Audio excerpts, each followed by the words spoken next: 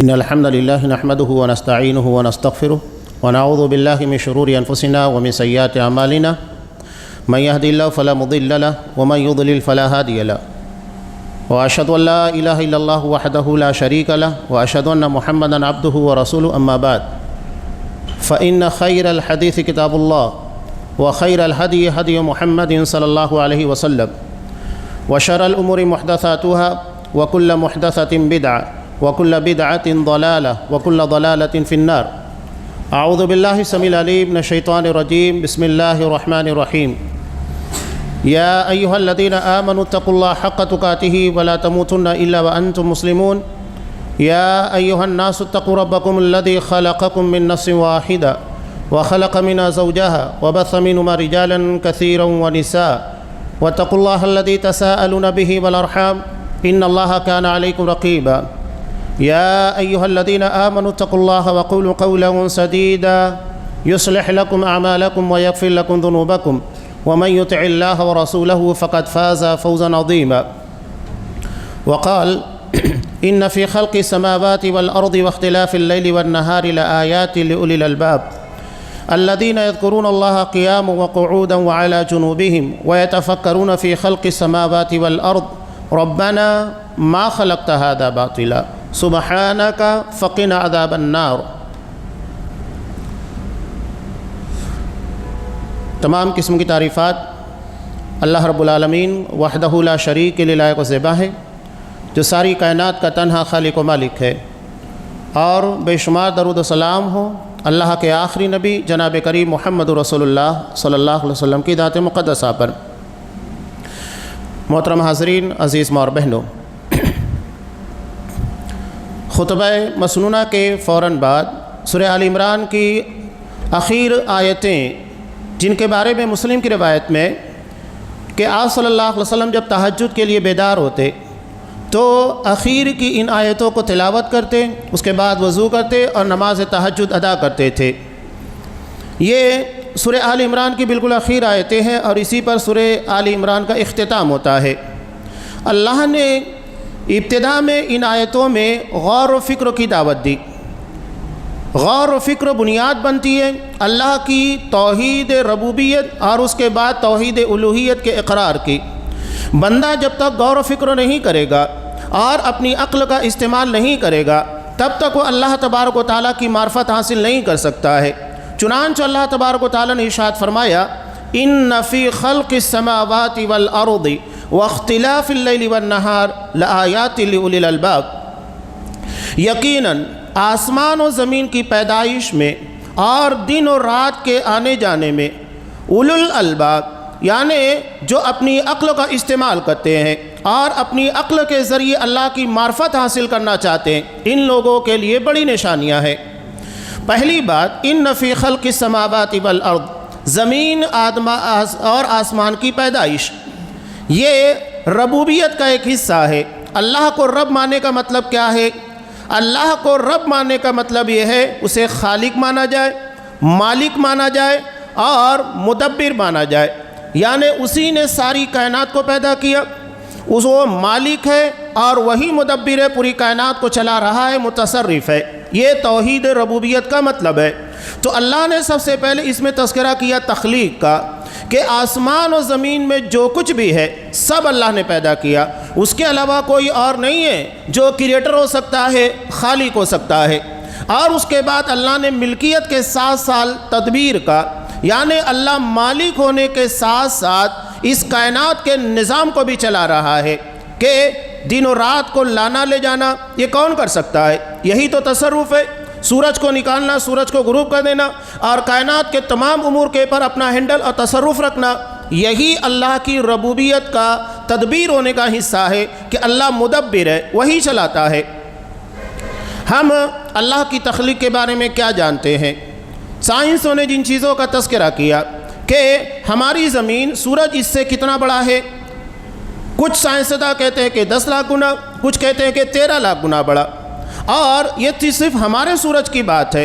اور اس سورج کے ارد گرد جس کو ہم نظام شمسی کہتے ہیں، بہت سارے سیارے ہیں، چاند ہیں. اب سائنس کی اپنی تحقیقات، اب سائنس یہ بھی کہتی ہے کہ اللہ نے جو سورج پیدا کیا، اس سورج سے کروڑوں گنا بڑے ستارے اس کائنات کے اندر موجود ہے، سورج سے کروڑوں گنا بڑے۔ اور ایک نظام شمسی، یہ ایک ہو گیا جس میں ہم جی رہے ہیں، اس کے علاوہ پوری ایک گیلیکسی ہے، کہکشاں، جس میں پتہ نہیں کتنے نظام شمسی ہیں، سورج ہے اور سورج کے ارد گرد ستارے ہیں، سیارے ہیں، یہ ایک نظام شمسی، ایک گیلیکسی، اور اس طرح کی نہ جانے کتنی گیلیکسیز اس کائنات کے اندر موجود ہے، بلکہ روزانہ نئی پیدا ہو رہی ہے۔ خود اللہ تبارک و تعالیٰ نے سورہ زاریات کے اندر ارشاد فرمایا وَالسَّمَاءَ بَنَيْنَاهَا بِأَيْدٍ وَإِنَّا لَمُوسِعُونَ، کہ ہم نے آسمان کو اپنے ہاتھوں سے پیدا کیا اور ہم اس میں وسعت کر رہے ہیں، اضافہ کر رہے ہیں، روزانہ نئی چیزیں پیدا ہوتی چلی جا رہی ہیں۔ ماہر فلکیات یہ خود حیرات میں ہے کہ آج ہم جس ستارے کو دیکھتے ہیں اس کے علاوہ ستارے نظر آتے ہیں، نئے ستارے روزانہ انہیں نظر آتے ہیں۔ یہ اللہ تبارک و تعالیٰ کی روزانہ نئی کاریگری، فنکاری ہے، جس کا تذکرہ سورہ زاریات کے اندر اللہ نے کیا۔ اب یہ تمام چیزیں مل کر بنتی ہے آسمان کے نیچے، پہلے آسمان کے نیچے۔ یہ طبرانی کی روایت میں کہ جتنی یہاں پر اللہ تبارک و تعالیٰ نے پہلے آسمان کے درمیان چیزوں کو رکھا، سورج ہے اور جتنے بھی سیارے وغیرہ انگنت جن کا ہم شمار نہیں کر سکتے، تو زمین سے آسمان کے درمیان کی دوری ایک روایت میں 500 سال، ایک روایت میں ہے 700 سال، اتنا فاصلہ ہے آسمان اور زمین کے درمیان کا۔ اب اسی طرح اللہ نے 7 آسمان کے درمیان فاصلہ رکھا، ہر ایک آسمان کے درمیان اتنی ہی دوری ہے، اور اس کے بعد 7ویں آسمان سے اللہ کی کرسی تک وہاں پر 7 یا 500 سال کا فاصلہ، اور وہاں سے لے کر اللہ کی کرسی تک وہ بھی وہی فاصلہ، اور اس کے بعد اللہ تبارک و تعالیٰ ان تمام چیزوں سے بلند ہے۔ وَهُوَ الْعَلِيُّ الْعَظِيمُ، وہ بہت بلند، بہت گریٹ ہے، بہت عظیم ہے۔ انسان اللہ کی کاریگری کے بارے میں جتنا غور کرے گا اتنا حیران ہوگا۔ الہ کا ایک معنی کیا ہوتا ہے؟ الہ اسی سے بنا ہے اللہ، حیرت میں ڈال دینے والا، یعنی انسان جتنا زیادہ اللہ کے بارے میں غور و فکر کرے گا اور اس کی کائنات کے بارے میں اتنا حیران ہوتا جائے گا، اور وہ سمجھ جائے گا کہ اللہ تبارک و تعالیٰ کے علاوہ کوئی اور نہیں ہے جو ان کو پیدا کرے، پیدا کرنے کے بعد ملکیت میں رکھے، اور ملکیت کے بعد اس کے اوپر اپنا تصرف رکھے۔ تو اسی لیے اللہ نے کہا کہ آسمان و زمین کی پیدائش کے بارے میں غور و فکر کرنا یہ بہت بڑی بات ہے کہ اللہ نے اس کو کیسے پیدا کیا، اور ان تمام چیزوں کے بیلنس کو، توازن کو کس طرح برقرار رکھ کے انہیں چلا رہا ہے۔ یہ اللہ کے خالق ہونے، مالک ہونے اور سب سے بہترین مدبر ہونے کی دلیل ہے جو قرآن مجید بیان کر رہا ہے۔ بلکہ ایک روایت میں ہے کہ حضرت عبداللہ ابن عباس رضی اللہ تعالیٰ عنہ فرماتے ہیں کہ آپ صلی اللہ علیہ وسلم نے ارشاد فرمایا 7 آسمان اور 7 زمین اللہ کی کرسی کے سامنے ایسے ہی ہیں جیسا کہ ایک میدان میں چند سکے پھینک دیے گئے۔ یہ 7 آسمان 7 زمین، سورج کے زمین کے مقابلے میں سورج 13 لاکھ گنا بڑا، اور اس کائنات میں سورج سے کروڑوں گنا بہت سارے ستارے ہیں، اور یہ پوری کائنات، اس کے بعد یہ پوری کے پوری کائنات اللہ کی کرسی کے سامنے کیا حیثیت رکھتی ہے؟ صرف اتنا کہ ایک میدان میں چند سکے پھینک دیے گئے۔ یہ 7 آسمان 7 زمین ہے، اور اللہ کی کرسی اس کے عرش کے سامنے یہی حیثیت رکھتی ہے جو 7 آسمان اور 7 زمین کرسی کے سامنے رکھتے ہیں، اور اللہ سب سے بڑا ہے۔ اور یہی تو لاجک ہے اللہ جو یہاں پر بیان کر رہا ہے، عقلی طور کے پر انسان فوراً سمجھ جائے گا۔ ایک بالکل آسان سی مثال جو قرآن مجید بار بار بیان کر رہا ہے۔ پہلی بات کہ کوئی بھی چیز بغیر محرک کے حرکت میں نہیں آتی، یعنی جب تک اسے کوئی حرکت دینے والا نہ ہو حرکت میں نہیں آئے گی۔ اگر میں کہوں کہ یہ عصا اپنے آپ یہاں سے اڑ کر میرے ہاتھوں میں آ گئی، کوئی نہیں مانے گا، لیکن اگر یہ کہوں کہ میں نے اسے اٹھایا اپنے ہاتھوں میں رکھا، ہر کوئی مان لے گا، اس لیے کہ کوئی حرکت دینے والا، اس کو اٹھانے والا موجود ہے۔ یہ بغیر کسی محرک کے حرکت دینے والے کے حرکت میں نہیں آتی۔ دوسری بات، محرک طاقتور ہونا چاہیے، ورنہ اگر یہ کہوں کہ اس پورے کنسٹرکشن کو میں اپنی جگہ سے چند فٹ دوری کے پر لے جا کر رکھ سکتا ہوں، کوئی نہیں مانے گا۔ کیوں نہیں مانے گا؟ اس لیے کہ محرک جس چیز کو حرکت دی جا رہی ہے اس سے بہت کمزور ہے۔ اب یہ پوری کائنات جس کے بارے میں نے تذکرہ کیا، آپ صلی اللہ علیہ وسلم کی روایت کی موجودگی میں، بتائیے کتنی عظیم کائنات ہے۔ تو اس پوری کائنات کو حرکت دینا، اسے سنبھالنا، اس کو چلانا، یہ زمین اپنے محور کے پر 66,000 کلومیٹر کی رفتار سے دوڑ رہی ہے، 66,000 کلومیٹر 1 گھنٹے میں طے کرتی ہے، اپنے مدار کے پر گردش کر رہی ہے۔ تو یہ تو اب دوڑ رہی ہے، ہم کو محسوس نہیں ہو رہا ہے، لیکن یہ دوڑ رہی ہے۔ قرآن مجید صاف کہتا ہے جتنی چیزیں اللہ نے پیدا کی ہر کوئی اپنے محور کے پر گردش کر رہا ہے، کل فی فلک یسبحون، ہر کوئی اپنے مدار اپنے محور کے پر گردش کر رہا ہے، سورج بھی گردش کر رہا ہے، ستارے، زمین، تمام چیزیں، کون اسے حرکت دے رہا ہے؟ اور اتنی پوری کائنات کو پیدا کرنے والا کون؟ وہی تو اللہ کہتا ہے اللہ اکبر، اللہ تمام چیزوں سے بڑا ہے، تبھی تو انہیں پیدا کیا، پیدا کرنے کے بعد انہیں حرکت دے رہا ہے، انہیں چلا رہا ہے۔ ناممکن چیز ہے کہ اس کا پیدا کرنے والا اس سے چھوٹا ہو یا اپنی کائنات کی چیزوں کے اندر موجود ہو۔ تو یہ غور و فکر آپ جتنا کریں گے، اور یہ چند چیزیں جو میں نے آپ کو بیان کی، اس دعا کے اخیر میں جو باتیں بیان کی جا رہی ہے اس سے بہت زیادہ مطابقت رکھتی ہے کہ وہ اللہ جس نے اتنی عظیم کائنات کو بنایا، اس کے بارے میں غور و فکر کرنے کا حکم دیا، دن اور رات کے آنے جانے کے پر یقیناً تدبر کرنے والے لوگوں کے لیے بڑی نشانیاں رکھی ہے۔ اور انسان جب ان تمام چیزوں کے پر غور کرتا ہے تو غور کرنے کے بعد بے ساختہ اس کی زبان سے کیا نکلتا ہے؟ ربنا ما خلقت ھذا باطلا، اے ہمارے پروردگار تو نے یہ تمام چیزیں بیکار نہیں پیدا کیے۔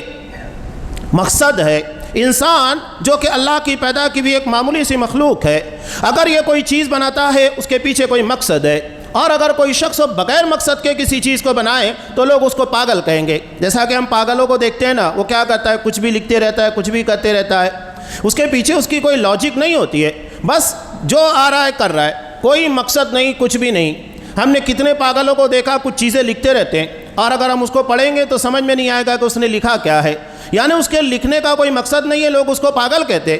لیکن اگر کوئی باشعور انسان، عقل مند انسان، اللہ نے جس کو سوجھ بوجھ عطا کی ہے، وہ کبھی بھی فالتو چیزیں نہیں لکھے گا، بلکہ کسی نہ کسی مقصد کے تحت کچھ چیزوں کو لکھے گا، کچھ چیزوں کو کرے گا۔ تو اب انسان ہے، ہم بھی دیکھتے ہیں کہ انسان بڑے بڑے کارخانے بناتا ہے، شو روم سے بناتا ہے، دکانیں بناتا ہے، یا اپنی ضروریات زندگی کی چیزیں، موبائل سے الیکٹرانک چیزیں بناتا ہے، گاڑیاں بناتا ہے۔ تو ہر چیز کے پیچھے کچھ نہ کچھ مقصد ہوتا ہے۔ تو جب انسان بغیر مقصد کے کسی چیز کو نہیں بناتا تو اللہ تبارک و تعالیٰ جس نے انسانوں کو پیدا کیا، یہ کیسے ممکن ہے کہ اس نے اتنی عظیم الشان کائنات کو بغیر مقصد کے پیدا کیا؟ اس کے پیچھے کوئی لاجک نہیں ہے اور اس کے پیچھے کوئی حکمت کار فرما نہیں ہے؟ نہیں، اللہ کی تو صفت ہی الحکیم ہے، اللہ حکمتوں والا ہے، تو اللہ بغیر حکمت کے کسی چیز کو کیسے پیدا کر سکتا ہے؟ ناممکن چیز ہے۔ تو غور و فکر کا نتیجہ یہی ہے۔ اب یہاں قرآن مجید نے مدبرین کے بارے میں، اللہ کی آیتوں کے بارے میں غور و فکر کرنے والوں کی نشانیاں کیا بتائی؟ ہم تو یہ سمجھتے ہیں کہ جو اللہ کی شریعت، اللہ تبارک و تعالیٰ کی بنائی ہوئی مخلوقات کے بارے میں اعتراضات کرے، شک شبہ پیدا کرے، ہم اسے کہتے ہیں کہ بڑا غور و فکر کرنے والا مدبر ہے اور دانشور ہے۔ نہیں، اللہ نے اولو الالباب کی نشانی کیا بتائی؟ الذین یذکرون اللہ قیاما وقعودا وعلی جنوبہم، کہ جو اللہ کا ذکر کرتے ہیں کھڑے ہو کر، بیٹھ کر، اپنے پہلوؤں کے پر یعنی لیٹے ہوئے۔ انسان کی تین ہی کنڈیشن ہوتی ہے، یا کھڑا ہوگا، اور کھڑے ہونے میں چلنا پھرنا یہ سب شامل ہے، اس کے علاوہ یا تو بیٹھا ہوگا یا تو پھر لیٹا ہوگا۔ یہ تین ہی کنڈیشن ہوتی ہے، کوئی چوتھی کنڈیشن نہیں ہوتی ہے، اور وہ تینوں کنڈیشنوں میں اللہ کا ذکر کرتے ہیں، اللہ کو یاد کرتے ہیں، اللہ کا ذکر کرتے ہیں۔ اب یہاں اللہ کے ذکر کے تعلق سے ایک بات کیوں کہ جب وہ آسمان و زمین کی تخلیق کے بارے میں غور و فکر کرتا ہے تو اس کے نتیجے میں وہ اللہ کا ذکر کرنے لگتا ہے، ہر حالت میں، کھڑے ہو کر، بیٹھ کر، لیٹے ہوئے۔ کیوں؟ ابھی ہم دیکھیے، اگر دنیا میں کوئی بہت حیرت ناک چیز دے کر آتے ہیں تو آنے کے بعد ہم کیا کرتے ہیں؟ اس کا تذکرہ کرتے ہیں۔ اب مثال کے طور پر اگر کوئی شخص پہلی مرتبہ کعبۃ اللہ جاتا ہے یا تو مدینہ منورہ جاتا ہے تو وہاں کی چیزوں کو دیکھنے کے بعد اس کی جو کیفیت ہوتی ہے آ کر وہی بار بار بیان کرتا ہے، وہاں کی برکتوں کو، وہاں پر پائی جانے والی چیزیں، اور وہاں پر اس کو جو دلی اطمینان ہوتا ہے وہ تمام چیزوں کا تذکرہ کرتا ہے۔ تو سوچئے گا کہ ہم دنیا میں ایک چھوٹی سی چیز، اللہ کی نشانیوں میں سے ایک نشانی کو ہم نے دیکھا تو بار بار اس کا تذکرہ کر رہے ہیں، تو کائنات جو اللہ تبارک و تعالیٰ نے اتنی وسیع و عریض بنائی ہے، جب اس میں غور کریں گے تو اللہ کا ذکر کتنا کیا جائے گا، کتنا انسان حیران و پریشان ہوگا کہ اللہ نے کتنی عظیم کائنات کو پیدا کیا ہے۔ تو بار بار اللہ کا ذکر کرتے ہیں کہ اللہ نے اتنی عظیم کائنات کو پیدا کیا. ذکر کیسے؟ کھڑے ہو کر، بیٹھ کر، پہلوؤں کے پر. اب یہاں اس ضمن میں ایک روایت بھی ہے جسے امام مسلم رحمۃ اللہ علیہ نے نقل کیا. ایک صحابی جنہیں بواسیر کی شکایت ہو گئی تھی، انہوں نے اللہ کے رسول صلی اللہ علیہ وسلم سے اجازت مانگی کہ کیا میں نماز بیٹھ کر ادا کر سکتا ہوں یا پہلو کی بنیاد پر؟ تو آپ صلی اللہ علیہ وسلم نے کہا کہ اگر تمہیں کھڑے ہونے کی طاقت ہے کھڑے ہو کر نماز ادا کرو، اور اگر اس کی طاقت نہیں ہے بیٹھ کر نماز ادا کرو، اس کی طاقت نہیں ہے لیٹ کر نماز ادا کرو. شریعت میں ہر ٹرم کے اعتبار سے کنڈیشن بتا دی گئی ہے. اگر طاقت ہے کھڑے ہو کر پڑھنا ہے. اب یہاں پر ایک بات اور بھی ہے، ہمارے یہاں بعض لوگ کیا غلطیاں کرتے ہیں، طاقت ہونے کے باوجود بھی ہم دیکھتے ہیں کہ وہ سنت یا نفل نمازیں بیٹھ کر ادا کرتے ہیں. اب یہ کس بنیاد پر میری سمجھ کے باہر ہے، جبکہ موطا امام مالک کی روایت ہے کہ اگر کوئی شخص قیام کی طاقت رکھتا ہے، یعنی اسے کھڑے ہونے کی طاقت ہے، اس کے بعد بھی اگر وہ بیٹھ کر نماز ادا کرتا ہے تو اسے نماز کا آدھا ثواب ملتا ہے. یہ ان لوگوں کے لیے جن کو طاقت ہے، اور اگر معذور ہیں تو اللہ پورا اجر دے گا. اللہ عذر کی بنیاد کے پر اجر میں کوئی کمی نہیں کرے گا، مکمل اجر ملنے والا ہے. لیکن اگر طاقت ہے اس کے باوجود نماز بیٹھ کر پڑھتے ہیں تو سمجھ لیجئے گا نماز کا آدھا ثواب ملے گا، پورا ثواب ملنے والا نہیں ہے. تو اللہ کے رسول کی سنت ہے کھڑے ہو کر ادا کیجئے. نہیں طاقت ہے تو الگ بات ہے، شریعت آپ کو اجازت دیتی ہے کہ آپ اگر بیٹھ کر نہیں پڑھ سکتے، پہلوؤں کے پر لیٹے لیٹے پڑھ سکتے ہیں. یہ بہت سارے مریضوں کے لیے بھی ہے جو ہاسپٹلس کے اندر ہوتے ہیں، آئی سی یو کے اندر ہوتے ہیں، نہیں اٹھ پاتے ہیں، بیٹھ نہیں پاتے ہیں. تو ایسی صورت میں شریعت اجازت دیتی ہے کہ آپ اپنے پہلوؤں کے پر ہی اشارے کے ساتھ نماز ادا کریں. اللہ آپ کی نماز کو قبول کرے گا، لیکن نماز پڑھنا ہے. یہ بات سمجھ میں آ گئی؟ اب آگے اللہ نے تذکرہ کیا. یہ لوگ اللہ کی آیات کے پر غور و فکر کرنے کے بعد سب سے پہلی چیز جس کا تذکرہ کرتے ہیں وہ اللہ کے عذاب سے پناہ طلب کرتے ہیں کہ اللہ تو نے اس کائنات کو بے وجہ فالتو پیدا نہیں کیا، بغیر کسی مقصد کے نہیں، بلکہ بہت بڑی حکمت پوشیدہ ہے، اور وہ انسان کو دنیا میں لا کر اس کا امتحان لینا. دنیا دارالامتحان ہے، یہاں آزمائشیں ہوگی. کوئی یہ نہ سمجھے کہ دنیا کے اندر اب بہت خوشحال زندگی گزاریں گے. اگر آپ یہ سمجھتے ہیں کہ ہماری زندگی میں کوئی پرابلمس ہو، کوئی پریشانی نہیں ہے، تو یہ آپ کے لیے دراصل امتحان نہیں ہے. اللہ تبارک و تعالیٰ ایمان کے بقدر آزمائشیں لاتا ہے. جس کا ایمان کا معیار جتنا بلند ہوگا آزمائشیں اتنی آئے گی. انبیاء کرام کے ایمان کا معیار سب سے بلند ہوتا تھا، لہذا آزمائشیں سب سے زیادہ انبیاء کرام کے پر آئی. مکہ کی زندگی آپ صلی اللہ علیہ وسلم کی سب کو پتہ ہے، شب و روز تکالیف اور پریشانیوں کا سامنا کرتے کرتے گزر گئی.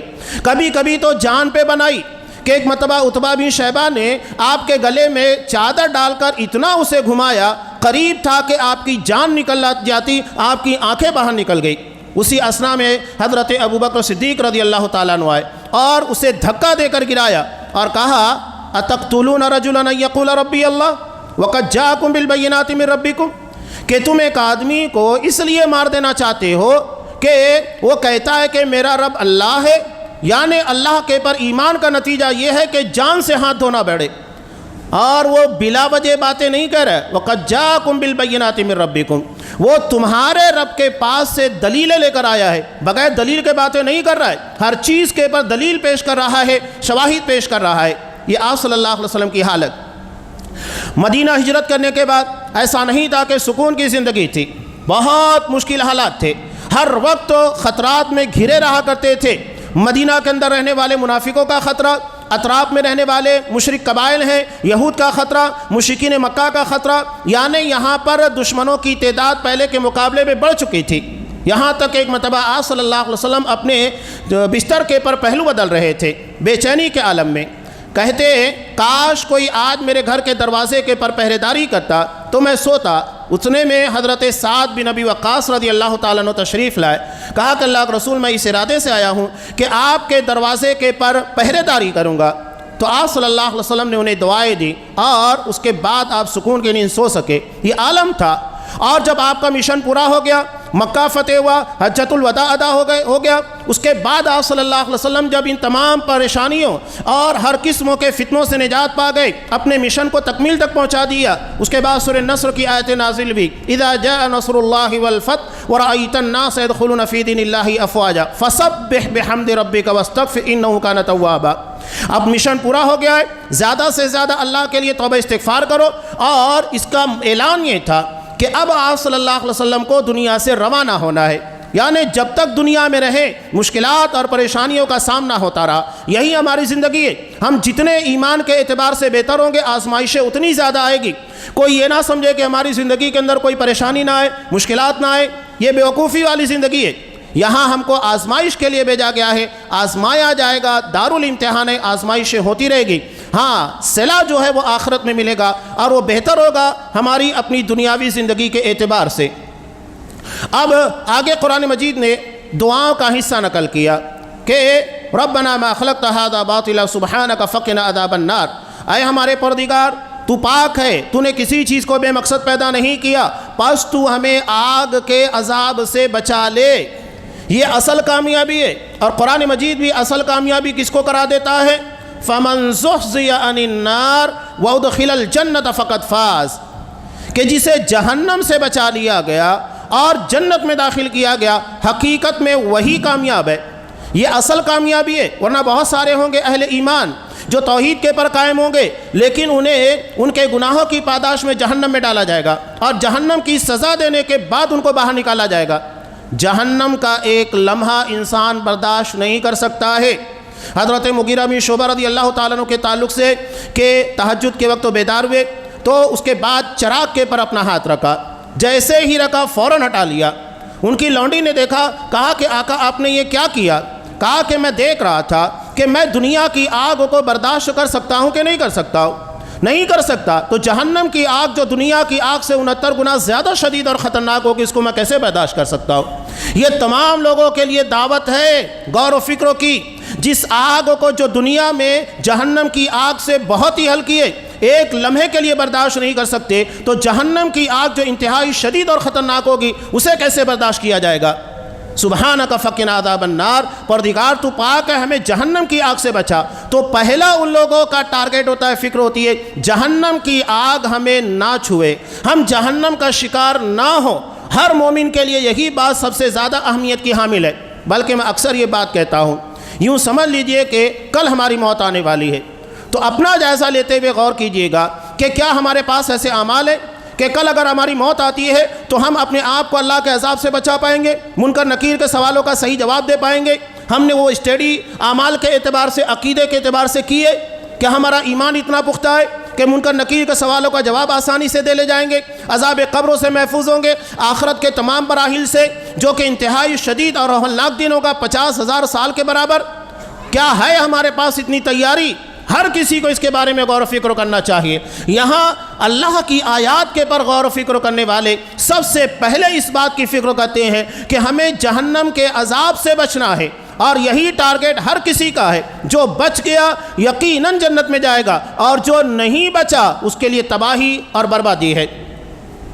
اس کے بعد اللہ نے ان کی اور چند دعاؤں کا تذکرہ کیا کہ ربنا انک من تدخل النار فقد اخزیتہ، اے ہمارے پروردگار جسے تو جہنم میں ڈالے یقیناً وہ رسوا ہو گیا، وما للظالمین من انصار، اور ایسے ظالموں کا کوئی مددگار نہیں۔ یعنی انسان اپنی غلطی، اپنی خطا کے بلبوتے پر جہنم میں جائے گا، وہ اللہ کو دوشی نہ ٹھہرائے کہ اللہ نے مجھے ایسا بنایا، میری تقدیر کے اندر ہی اسی طرح لکھا ہوا تھا اس لیے میں نے ایسا کیا۔ نہیں، اللہ نے ہم کو زندگی کے اندر خیر و شر کے بارے میں، نیکی اور برائی کے بارے میں اختیار دیا، بقیہ چیزوں میں اختیار نہیں ہے۔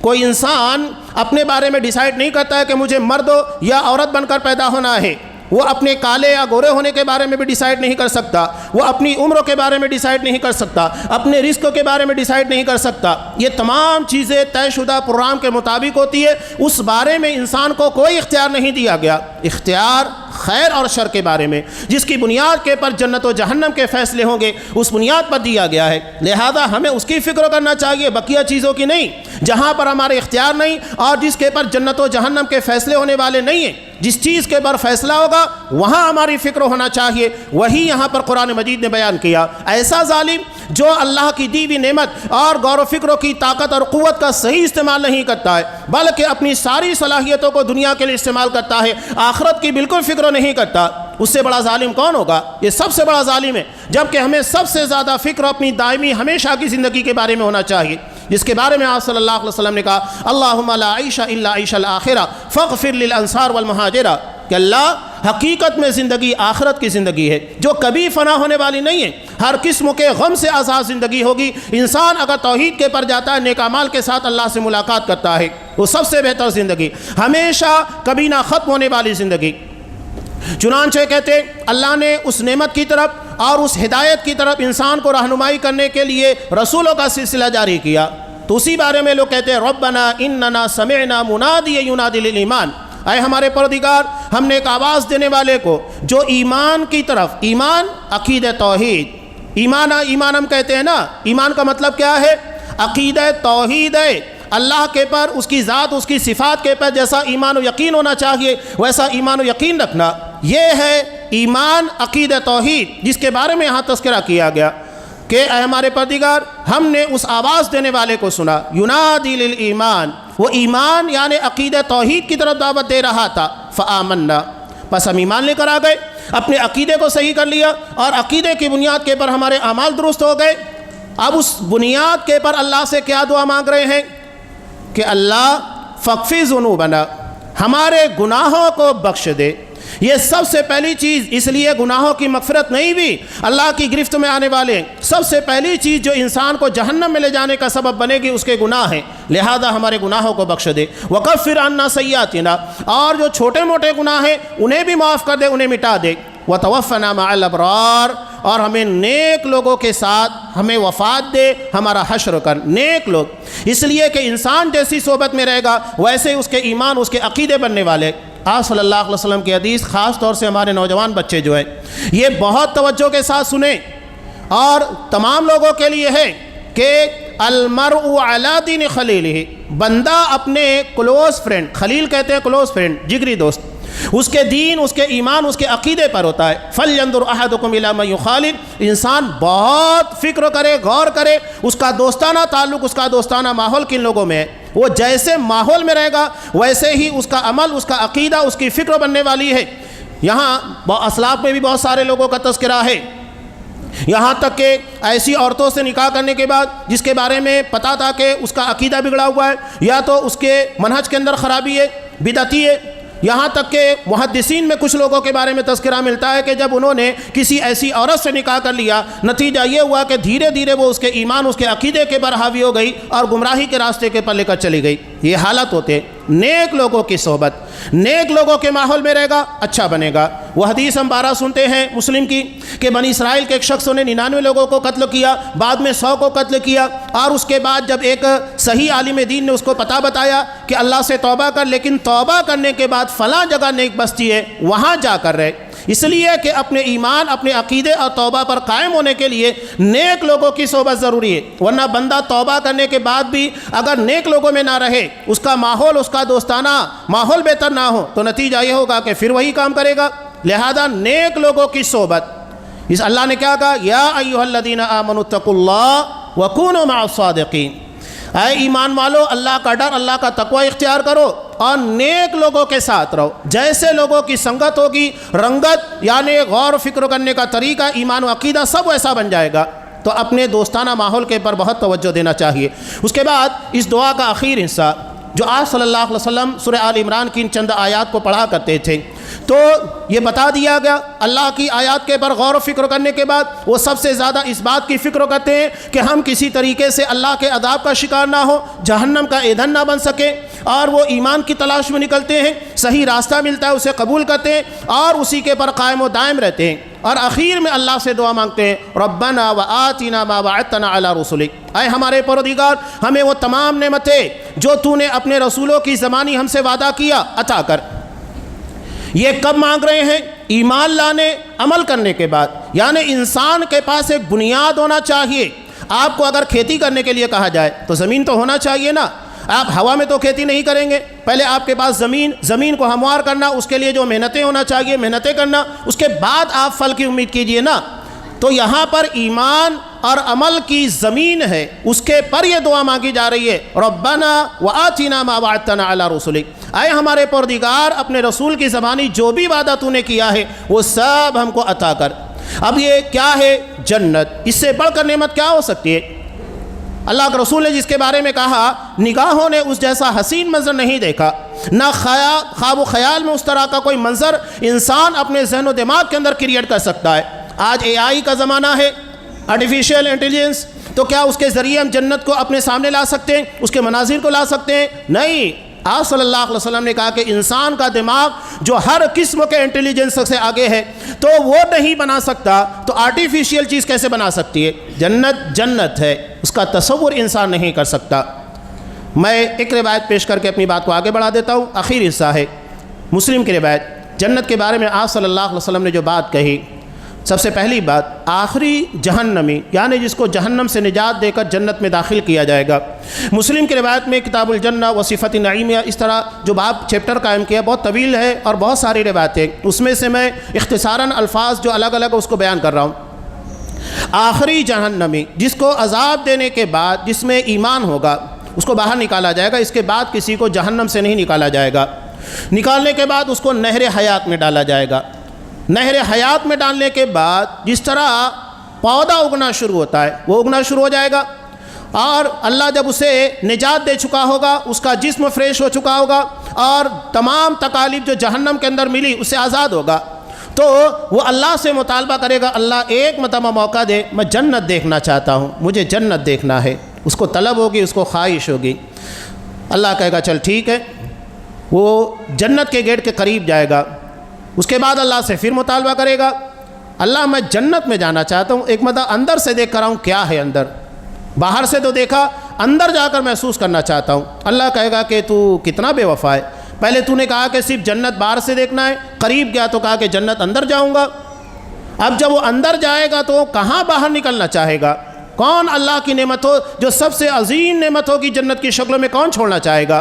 اسی کے بارے میں مسلم کی روایت میں حضرت ابو سعید خدری رضی اللہ تعالیٰ عنہ فرماتے ہیں کہ آپ صلی اللہ علیہ وسلم نے ارشاد فرمایا کہ اہل ایمان کو جب جنت میں داخل کیا جائے گا تو وہاں ایک ندا دینے والا اللہ کی طرف سے آواز دے گا۔ کیا آواز دے گا؟ انسان جب ایک عظیم نعمت کو دیکھے گا، پہلا اس کے ذہن و دماغ کے اندر جو تصور آئے گا کہ یہ نعمتیں مجھ سے چھینی نہ جائے، سب سے پہلے اس کے بارے میں فکر کرے گا۔ لہذا وہاں اعلان ہوگا تم ہمیشہ رہو گے، کبھی تمہیں یہاں سے نہیں نکالا جائے گا۔ وَتِلْكَ الْجَنَّةُ الَّتِي أُورِثْتُمُوهَا بِمَا كُنْتُمْ تَعْمَلُونَ، یہ تمہارے عمل کی بنیاد کے پر، وَأَنْتُمْ فِيهَا خَالِدُونَ، تم ہمیشہ رہو گے، کبھی نہیں نکالے جاؤ گے۔ موت کو جنت و جہنم کے درمیان میڈے کی شکل میں لا کر ذبح کر دیا جائے گا، اور یہ جنتیوں کے لیے بہت بڑی خوشی کی بات ہوگی کہ اب موت نہیں آئے گی، اور جہنمیوں کے لیے بہت بڑی تکلیف کی بات ہوگی کہ اب اس عذاب سے کوئی چھٹکارا نہیں ہے، یہ حالت ہوگی۔ تو سب سے پہلے اعلان ہوگا کبھی نہیں نکالے جاؤ گے۔ ٹھیک ہے، انسان جنت میں چلا گیا، ہمیشہ رہے گا۔ انسانی جسم کے پر بہت سارے عوارض آتے ہیں، وہ بچپنے میں ہوتا ہے، جوانی کی عالم، جوانی کے بعد بڑھاپا لگتا ہے، بڑھاپے میں جانے کے بعد انسان کے پاس اربوں کی دولت ہونے کے بعد بھی کیا استعمال کر پاتا ہے؟ بیماری ہے، شوگر ہے، پتہ نہیں کیا کیا لگ جاتا ہے۔ اس کے پاس کروڑوں روپے ہونے کے بعد بھی وہ من چاہی چیزوں کو استعمال نہیں کر سکتا ہے، یہ حالت ہو جاتی ہے۔ تو اعلان ہوگا ہمیشہ یہاں صحت مند رہو گے، کبھی کوئی بیماری نہیں آئے گی، بلکہ ایک ایک جنتی کو 100 آدمیوں کے برابر کھانے اور جمع کی طاقت دی جائے گی۔ انسان کی 2 بڑی خواہشات اور اسے بھرپور طریقے سے پورا کیا جائے گا، 100 آدمیوں کے برابر۔ کون سوچ سکتا ہے یہ جنتی؟ اور اتنا کھانے کے بعد کچھ نہیں ہوگا، صرف پیٹ پہلے کی طرح سکڑے گا اور جسم سے کستوری کی مانند پسینہ نکلے گا، پیٹ برابر ہو جائے گا، یہ جنت ہے۔ اس کے بعد انسان کی صحت کے پر، اس کے عمر کے پر جو ہاتھ طاری ہونے والے عوارض ہیں، تو وہاں پر اعلان ہوگا تم ہمیشہ جوان رہو گے، کبھی بڑھاپا نہیں آئے گا۔ انسان زندگی کی نعمتوں کا سب سے بہتر لطف جوانی میں لیتا ہے، اس لیے کہ جسم توانا ہوتا ہے، امنگ جوان ہوتی ہے، انسان کو بہت ساری خواہشات ہوتی ہے۔ طبرانی کی روایت میں ہے کہ یہ جنتیوں کی عمر 33 سال کے آس پاس ہوگی، یہی عمر جو جوانی کی بالکل بھرپور عمر ہوتی ہے وہیں پر رکی ہوئی ہوگی۔ حسنوں میں ہر مرتبہ اضافہ ہوتا رہے گا، یہ جنت ہے جس کا وعدہ اللہ نے کیا، اور یہاں پر وہ لوگ وہی مطالبہ کر رہے ہیں کہ اللہ ہمیں جنت کا جو وعدہ تو نے کیا ہے وہ ہمیں عطا کر، اور ساتھ ہی ساتھ وہ چیزیں جو ہمیں جنت سے محروم کر سکتی ہے اس سے ہم کو بچا۔ یہ آخری بات ہے جو یہاں تذکرہ کیا گیا ہے کہ وَلَا تُخْزِنَا يَوْمَ الْقِيَامَةِ، کہ ہمیں جہنم کی قیامت کے دن کی رسوائیوں سے بچا لے۔ یہ ہر بندے مومن کو فکر کرنا چاہیے۔ میں نے شروع میں اللہ کی نعمت کا تذکرہ کرتے ہوئے کہا تھا کہ اللہ نے کتنی بڑی کائنات بنائی ہے، کہ زمین اس سے سورج 13 لاکھ گنا بڑا ہے، اس سے کروڑوں گنا بڑے ستارے ہیں، سیارے ہیں، اور یہ کائنات کتنی بڑی ہے اس کا انسان تصور نہیں کر سکتا۔ تو آخری جنتی جس کو جنت میں داخل کیا جائے گا، اس کے بارے میں مسلم کی روایت میں ہے کہ اسے دنیا کے 10 پٹ جگہ دی جائے گی، دنیا کے 10 پٹ۔ اور دوسری روایت میں جس طرح ایک بادشاہ کی مملکت اسٹیٹ ہوتی ہے، اس کی سلطنت ہوتی ہے، اس کے 10 پٹ جنت میں جگہ دی جائے گی۔ ایک انسان کتنا بھی امیر زادہ ہو، کیا وہ پوری زندگی محنت کرنے کے بعد صرف ہمارا اپنا شہر مالیگاؤں خرید سکتا ہے؟ نہیں خرید سکتا ہے۔ لیکن جنت، وہاں پر آخری جنتی ہمارے اختیار میں ہے۔ ہم میں کا ہر شخص جنت کے اندر جو ہمیشہ کے لیے، دنیا میں ایک پلاٹ ہم خریدتے ہیں یا بڑی اسٹیٹ بھی بنا لیں تو کیا ہوگا؟ سب چھوڑ کر جانا ہے۔ ابھی آپ دیکھیے کہ سعودی عرب کے جو شاہ عبدالعزیز کے بیٹے تھے، ان کا انتقال ہوا، کتنی دولت تھی، 2 ٹریلین سے زیادہ، اس کا ہم اندازہ ہی نہیں لگا سکتے، 2 ٹریلین سے زیادہ دولت تھی۔ اللہ نے اتنا نوازا، سب چھوڑ کر چلے گئے۔ دنیا میں سب چھوڑ کر جانا ہے، لیکن آخرت، یہ آخری جنتی کا تذکرہ کیا جا رہا ہے کہ دنیا کے 10 پٹ، یا دنیا میں جو بادشاہ ہوتا ہے اس کے 10 پٹ زمین عطا کی جائے گی جنت میں، آخری جنتی۔ اب یہاں سے اسٹارٹ ہوگا، آگے جو جنتی ہوں گے ان کا معیار کیا ہوگا اس کا ہم تصور نہیں کر سکتے۔ جنت کے 100 درجات ہے، سب سے اعلیٰ ترین درجہ جنت الفردوس ہے، یہ ہے۔ تو اتنی بڑی نعمت کے حصول کے ساتھ ساتھ اللہ نے اتنی بڑی کائنات بنائی، تو ایک بندہ مومن کو ایمان کی بنیاد کے پر جنت میں جگہ دینا اس کے لیے کیا مشکل ہے، وہ بھی ایسی جگہ جس کا وہ تصور نہیں کر سکتا ہمیشہ کے لیے۔ لیکن ساتھ ہی ساتھ وہاں کی رسوائیوں سے بھی بچنا ہے، یعنی شرک ہے، ریاکاری ہے، ایسے وہ تمام اعمال جو آخرت کے دن ہم کو ذلیل اور رسوا کرنے والے ہیں۔ یہاں ایک مثال دے کر اپنی بات کو مکمل کرتا ہوں۔ یہ جو باتیں ہیں عقیدے کی ہے، اور ہمارے یہاں کوشش یہ ہوتی ہے کہ عقیدے کے باب میں سب سے زیادہ محنت کی جائے، انبیاء سب سے زیادہ اسی پر محنت کرتے تھے، اس لیے کہ یہ خراب ہوا تو سارے اعمال ضائع ہو جائیں گے۔ اب ہمارے یہاں لوگ مزدور ہیں، پورا ہفتہ محنت کرتے ہیں، ہفتہ بھر محنت کرنے کے بعد جاتے ہیں پگار لینے کے لیے۔ اب ایسا کبھی ہوا آپ نے دیکھا ہے کہ ایک مزدور پورا ہفتہ محنت کرے، پگار لینے کے لیے جائے تو سیٹ اس کو پگار تو نہیں دے، ساتھ ہی ساتھ اس کو دھکے دے کر مار کر ہکال دے، تو ہر کوئی سوچے گا نہیں کیا بات ہوئی، پورا ہفتہ محنت کیا، پگار ملنے کے بجائے اس کو دھکے دے کر نکال دیا گیا، ہر کوئی سوچے گا نا۔ آخرت میں ہم اپنی پوری زندگی کا عمل لے کر پیش ہوں گے، اور وہاں جانے کے بعد اگر ہمارا یہ سامنا ہو، بجائے ہم کو اپنے اعمال کا صلہ ملے، بدلہ ملے، دھکے دے کر نکال دیا جائے، جہنم میں پھینک دیا جائے، کتنی بڑی رسوائی ہوگی۔ تو یہ خاص طور کے پر اہل ایمان فکر کرتے ہیں، ایسا نہ ہو کہ پوری زندگی کا سرمایہ قیامت کے دن لے کر پیش ہو اور پتہ یہ چلے کہ کو تو اللہ کے قابل قبول ہے ہی نہیں ہے۔ لہذا اپنے ایمان، اپنے عقیدے پر سب سے زیادہ توجہ دے، وہ صحیح عقیدے، صحیح منہج کی بنیاد پر ہو، تاکہ جو بھی عمل ہم کریں وہ اللہ کے یہاں پر قبول ہو۔ اللہ تبارک و تعالی ہمیں اس کو توفیق دے۔ اللہ کی آیات کے پر غور و فکر کرنے کے بارے میں جو باتیں بیان کی گئی، اس طرح ہمیں اللہ کی آیات اور اس کی صناعی فنکاری کے بارے میں غور و فکر کی توفیق دے، اور جو اس کے نتائج ہوتے ہیں، یعنی اللہ کی حمد و ثنا، اللہ کا ذکر، اللہ کی عبادت، اللہ کی بندگی، اللہ کی توحید کا اقرار، یہ تمام نعمتوں سے ہم کو سرفراز کر، اور قیامت کے دن جو بھی وعدے تو نے ہمیں دیے ہیں اپنے رسول کی زبانی، قرآن کی زبانی، وہ تمام نعمتوں سے ہمیں بہرہ ور کر اور قیامت کی رسوائیوں سے محفوظ رکھ۔ آمین۔ بارک اللہ لنا ولکم فی القرآن العظیم ونفعنی وإیاکم بالآیات والذکر الحکیم، انہ تعالی جواد کریم ملک بر رحیم۔